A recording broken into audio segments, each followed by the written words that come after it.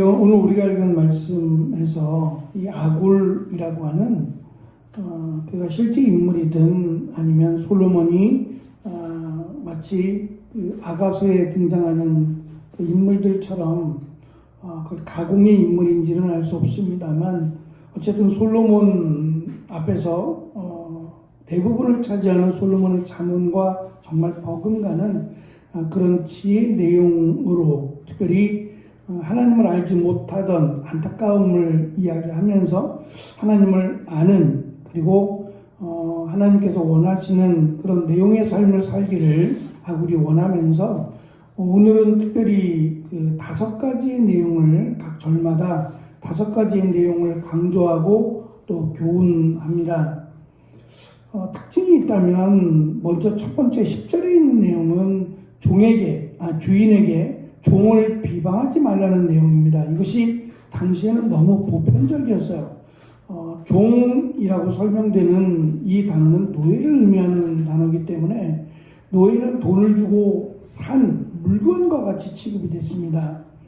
그러니까 인격이라든지 이런 것들이 전혀 존중이 되지 않았어요. 특별히 이 종들은 이 적들과 관련이 있는 사람들이에요. 그러니까 내가 죽느냐, 내가 사느냐를 결정하는 전쟁에서 이 적들을 이겼을 때 그 싸움에 있었던 그들을 종으로 삼았기 때문에 그들이 심지어 주인의 어떤 그 핍박과 환난 가운데 죽는다고 해도 누가 뭐라고 하지 않았어요. 그러니까 그런 대상이었기 때문에 종을 인격적으로 대우한다라고 하는 것은 상상할 수 없는 일이었어요. 물론 주인에 따라서 조금씩은 다릅니다. 어떠한 주인을 만나느냐에 따라서 종의 생사 여부가 결정될 만큼 종은 주인의 꾸지람과 질책의 대상이었고 반대로 종은 이스라엘 백성이 아니었기 때문에 전혀 다른 삶을 살았던 그리고 어쩔 수 없이 전쟁에서 지는 바람에 종이 된 신분이기 때문에 기회만 있다면 도망치려고 했고 주인을 만족시킬 만큼 충성스럽지 않았어요. 그러니까 이런 관계 속에서 주인에게 종을 비방하지 말라라고 하는 말은 지금 우리가 느낄 수 있는 마치 주인과 갑과 을의 관계 또는 주인과 아르바이트생의 관계 이것의 차원을 넘어서서 당시에는 아주 당연하고 지극히 보편적인 것이다. 때리지 말라는 것도 아니고 비방하지 말라는 건데 왜 그렇게까지 비방하지 말라고 하는 걸까라고 하는 의심이 들 정도의 내용이라고 할 수 있습니다. 비방이라고 번역된 이 단어는 거짓말이나 또는 진실을 왜곡하는 그런 말입니다. 험담하는 거죠. 종에게 대해서 주인이 종에게 대해서 비방을 하고 헐뜯고 또 그에게 모욕을 가하는 이런 행위를 하지 말라는 겁니다. 크게 2가지 이유 때문인데 첫 번째는 종이 주인을 저주할 것이다 라고 하는 표현인데요. 그가 너를 저주하겠고 라고 하는 표현인데 그냥 이 저주라고 설명된 단어가 말로 주인을 저주해서 그것이 기분 나쁠 것이고 그것이 불쾌할 것이기 때문에 비방하지 말라라고 하는 의미도 있겠고 조금 더 포괄적으로 생각한다면 그가 참을 수 없는 지경에 이를 때에 자기의 목숨을 걸고 주인을 해할 수 있다는 겁니다. 어차피 이렇게 죽느니 이렇게 치욕스럽게 죽느니 차라리 주인을 해하고 나도 죽겠다라고 하는 최악의 결단을 할 수도 있기 때문에 그렇게 본다면 그게 무슨 의미가 있겠느냐는 거죠. 그러니까 종을 사랑으로 대하라는 표현은 아닙니다.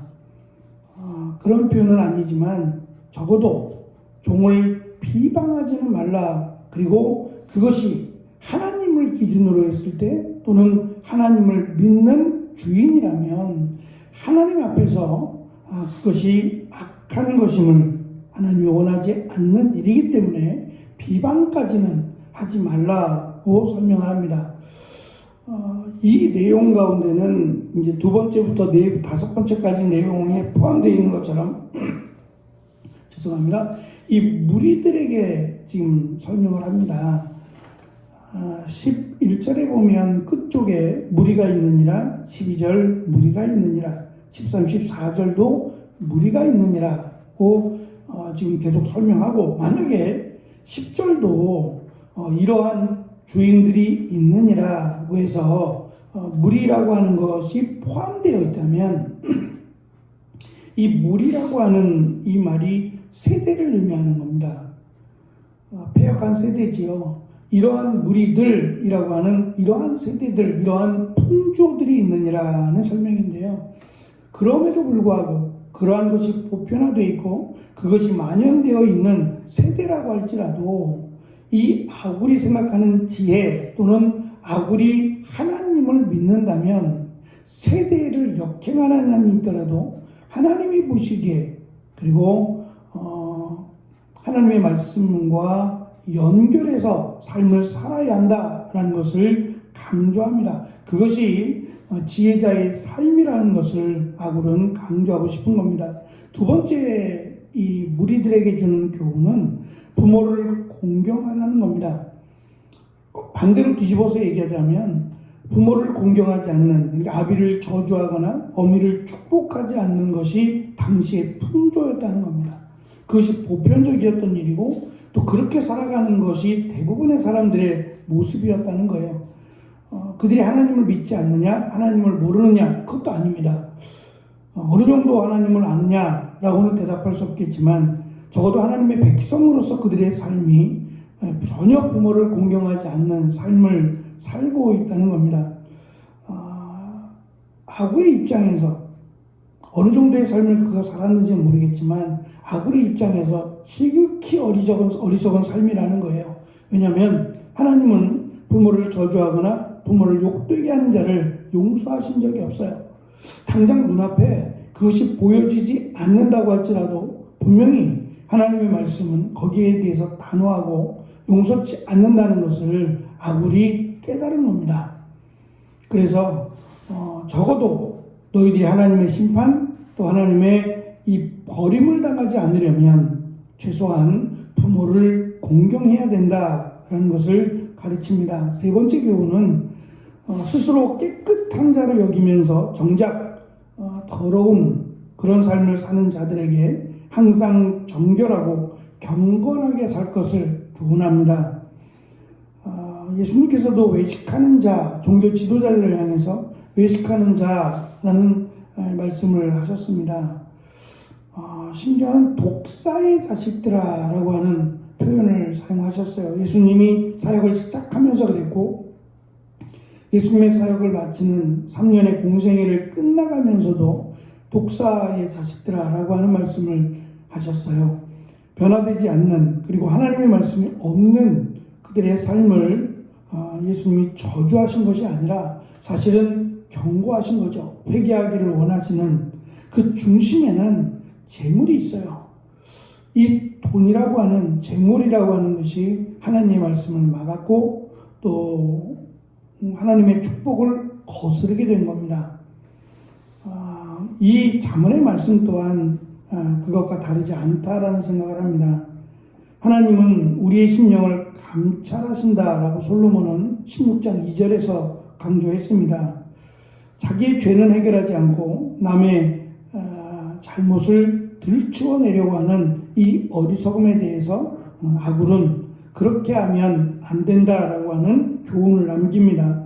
세 번째 교훈은 눈이 심히 높다라고 하는 표현을 써서 교만하지 말라고 하는 겁니다. 눈으로 설명되는 이 교만을 눈으로 설명되는 것은 어떤 면에서 이 마지막 다섯 번째도 그 약자들에 대해서 마치 앞니가 장검 같고 어금니는 군도 같다. 짐승을 죽일 때에 짐승을 요리하거나 짐승을 죽일 때 사용되는 칼, 그리고 전쟁에서 쓰는 칼입니다. 굉장히 날카롭고 사실은 포악한 무기죠. 살상 무기잖아요. 그것을 입에 있는 이와 연결하는 것을 보면 우리의 얼굴에 이 상대방에 대한 이 표현이나 그러한 자기의 어떤 감정이 얼굴에 드러나기 때문이에요. 특별히 눈으로 이렇게 마치 하대하듯이 낮춰보는 이것을 교만으로 연결해서 지금 설명을 합니다. 마치 위에서 아래를 내려다보는 것처럼 다른 사람을 내려다보는 그런 기분 나쁘고 불쾌한 그런 삶을 살지 말 것을. 왜냐하면 이 높고 낮음이라고 하는 것이 내가 수고하고 노력해서 높은 곳에 있을 수 있습니다만 하나님은 그것을 그냥 보아두지 않으신다는 거예요. 하나님은 교만한 자를 오히려 낮추신다라고 강조하고 그것을 우리 깨닫고 나서는 스스로 높은 채 하지 말라는 거죠. 예수님께서 제자들에게 하신 말씀도 같습니다. 높은 자리에 앉지 말라는 거죠. 그러니까 주인 옆에 잔치를 배설하고 초대한 그 주인 옆에 앉으려고 하지 말라는 거예요. 주인이 여기 앉으세요라고 앉히기 전에 나는 이런 사람이야. 알아달라는 듯이 주인 옆에 앉게 되면 주인이 당신은 여기 앉지 말고 다른 데 가서 앉으라고, 저기 가서 앉고 여기에는 저 사람을 위한 자리니 라고 하며 그 사람을 앉히게 될 때 얼마나 수치스럽겠느냐, 얼마나 창피하겠느냐. 그러니 높은 곳에 앉으려고 하지 말라고 가르치신 것처럼 이렇게 명예 또는 다른 사람으로부터 존중을 받는다는 것은 마음에서 우러나와야 되는 거지, 내가 이런 사람이야 라고 자기를 드러낸다고 해서 존중을 받는 것은 아니다라는 얘기입니다. 말씀드린 다섯 번째, 약자들을 배려하고 보살피라는 이 내용을 말로 마치 이와 연결해서 설명하고 있습니다. 잔혹한 말, 배려는커녕 다른 사람을 죽이고 험담하는 이런 말들은 하나님께서 용서하지 않으신다는 거예요. 아굴의 그 살아온 삶의 과정 속에서 깨달은 겁니다. 지식으로 깨달은 것이 아니라 자기의 삶을 통해서 깨닫게 된, 그러니까 수많은 경험과 또 삶을 통해서 깨닫게 된 그런 아주 진국과 같은 교훈이라고도 할 수 있는 건데, 결국 그것은 하나님이 보시기에입니다. 하나님이 보시기에 내가 하는 이 일이 하나님이 원하시는 일이냐, 하나님이 기뻐하시는 일이냐를 기준으로 살아가라는 거예요. 그러면 이 세대를 역행할지라도, 무리들과 같지 않는 삶을 살게 될지라도 하나님이 도우시고 하나님이 인도하신다는 것이 아굴이 깨달은, 그리고 아굴이 정말 가르쳐주고 싶은, 후배들에게 가르쳐주고 싶은 지혜의 권면이라고도 할 수 있을 겁니다. 결국은 주된 내용은 겸손하라는 것이고, 그리고 하나님의 말씀에 순종하라는 겁니다. 부모에서부터 약자에 이르기까지, 심지어는 종에 이르기까지. 사랑하라는 말은 조금 더 불가능한 말처럼 들려져요. 사랑하라는 말이 아니라 최소한의 기본적인 하나님의 말씀대로 살아가려고 하는 노력들을 해야 된다. 그렇다면 하나님이 그들을 인도하실 것이고, 마치 그들을 쉴만한 물가로 하나님이 보호해 주실 것이다 라고 하는 것이 아굴이 깨달은 삶의 지혜, 또는 이 말씀을 통한 지혜라고도 할 수 있을 겁니다. 지금 우리가 살아가는 이 세대 속에서 지금 아굴의 이 교훈들이 그대로 적용되지는 못할지라도 최소한 겸손한 삶, 또는 부모를 공경하며 말씀대로 살아가고자 하는 삶은 우리에게도 필요하리라 생각이 듭니다. 그리할 때에 하나님께서 그들을 분명히 인도해 주시며 그들과 함께하여 주실 것이다 라고 하는 이 귀한 진리를 우리가 가슴에 품고 이렇게 세워가는 교회와 또 가정과 우리가 되어지기를 축원합니다. 기도하겠습니다.